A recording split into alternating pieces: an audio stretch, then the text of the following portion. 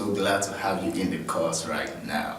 And I want to begin by sharing with you what I believe will set you on course for the program. It is my honest conviction that from this video and applying what you will learn from this video, you will begin to have your miracle even before the end of the program. You will begin to see and effect changes in your life even before the end of the program. That is a given.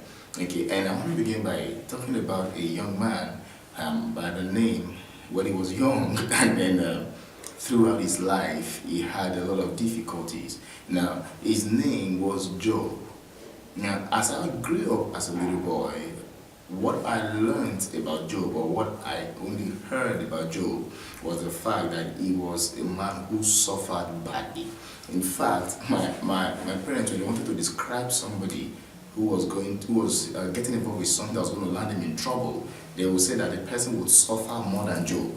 In other words, the result of what you're doing will land you in a place deadlier than where Job landed. In other words, Job was described as an icon of suffering, an icon of downfall.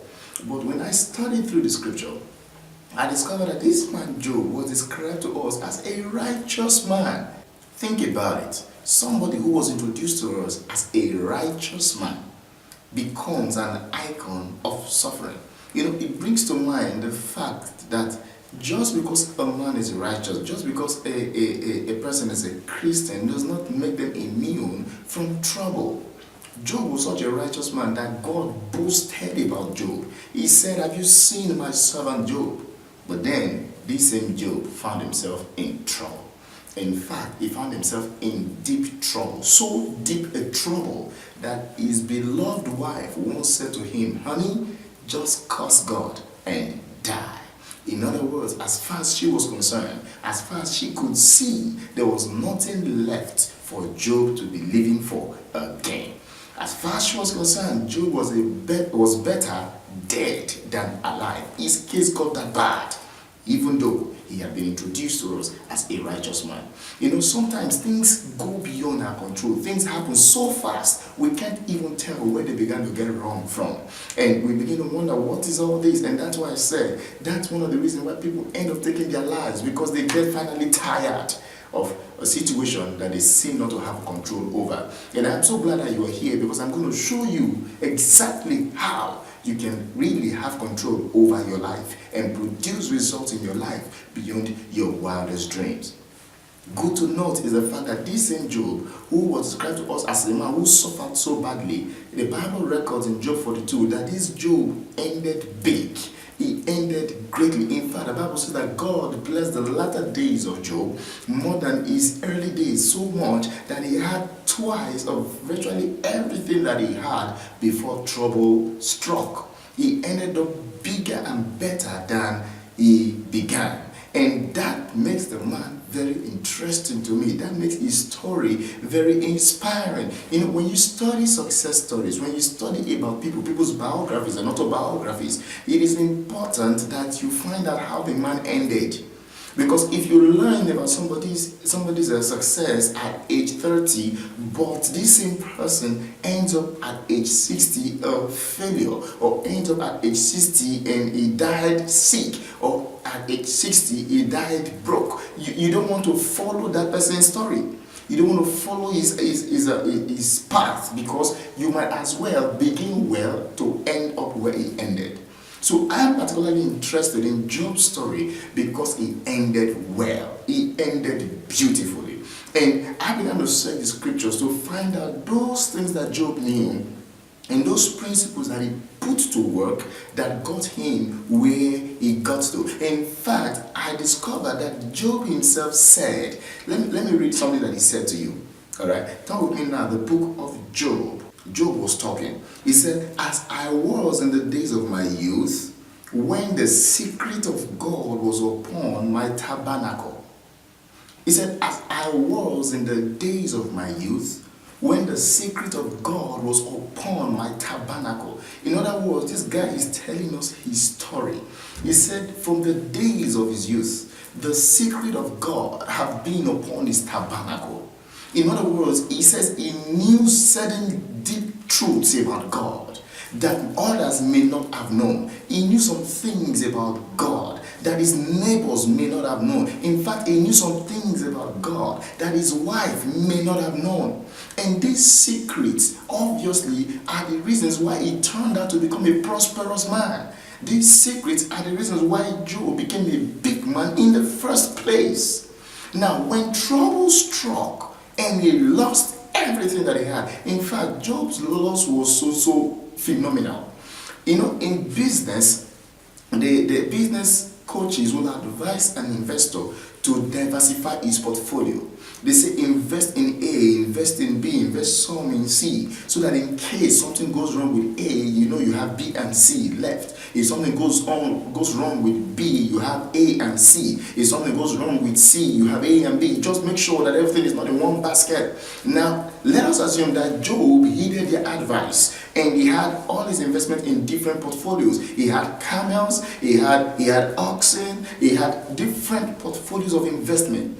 But the Bible records that disaster fell on the evil day. On that evil day, trouble fell on the cattle and on the oxen and on his children and on everything that he had.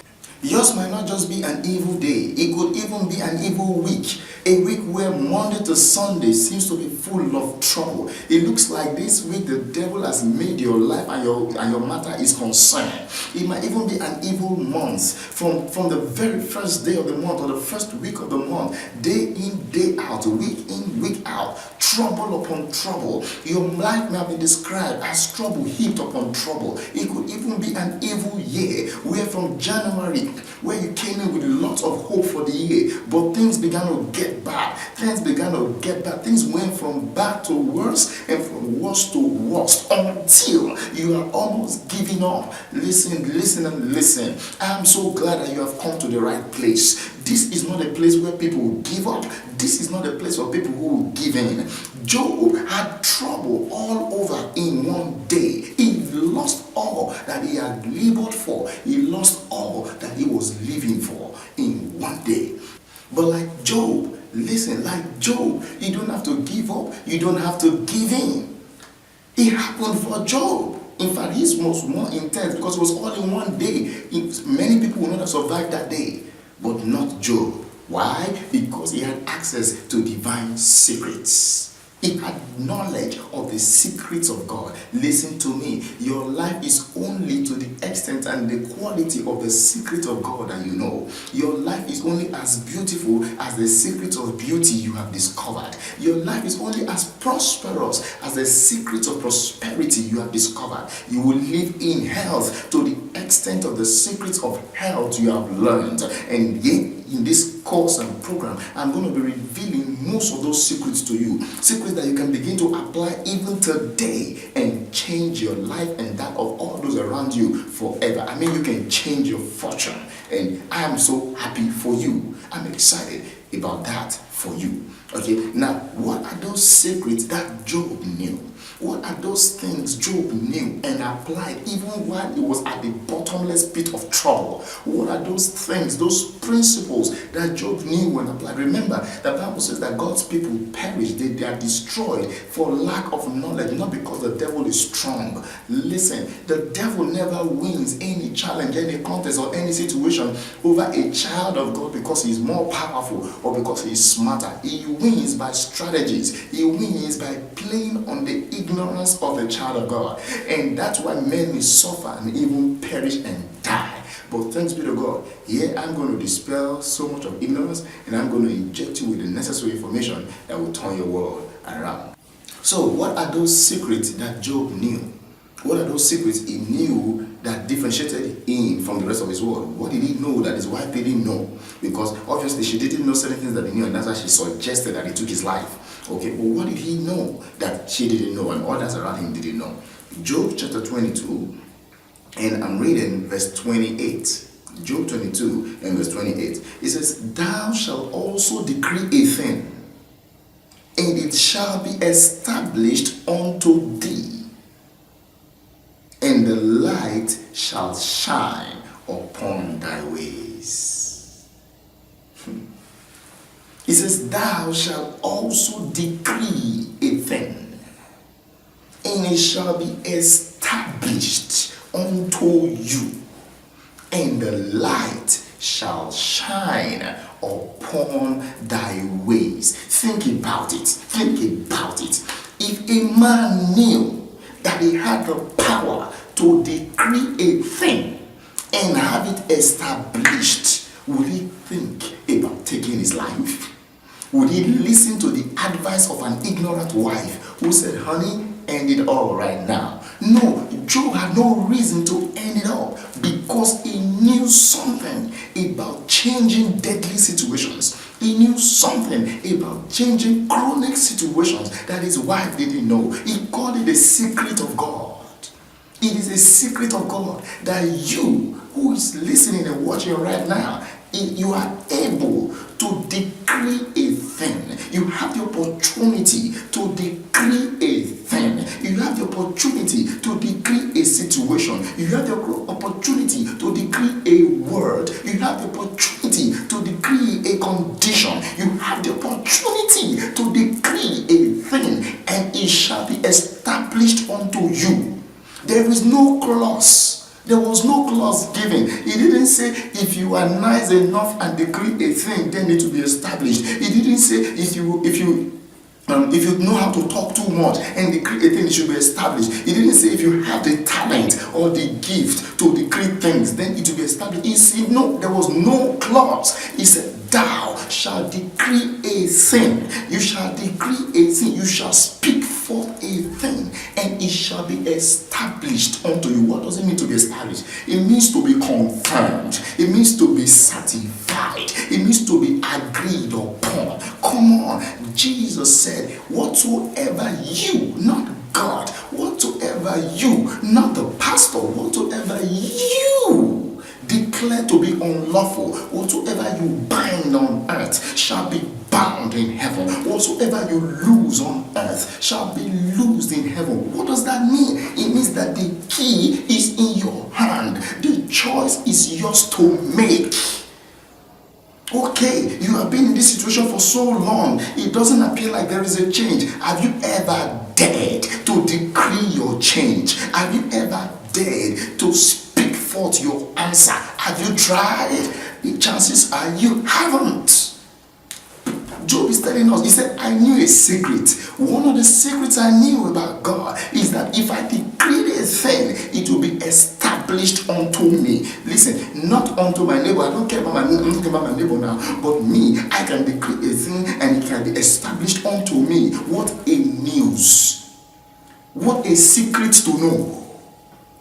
But I like to know that I am not at the mercy of the priest. I like to know that I am not at the mercy of the government policy. I like to know that I am not at the mercy of my circumstance, my environment. I like to know that I can do something about my life. He says, you shall decree a thing, and it shall be established unto you. Listen to me, dear child of God. If you will take some time out and start decreeing things, do you understand? Now, this is why I love to talk about my life. I love it because when I talk about my life, I'm decreeing things. I'm establishing things in the realm of the spirit. Listen, let me tell you straight away. One of the reasons why people actually receive a miracle and end up losing it is because they fail to obey this simple secret, this simple principle of decreeing a thing. They got healed, but they say, I'm not sure whether it is true yet. Let me wait a little. Then they miss the miracle. He says, you shall decree a thing, and it shall be established unto you. You can decree a thing. You. So that's why I asked you in the introduction, what is your motivation? What inspired you to come here? Now, having found out what inspired you, I want to give you an assignment right now. I want you to take the next 2 days, the next couple of hours, take some time out and begin to decree things as it concerns your interest, things as it concerns your desire.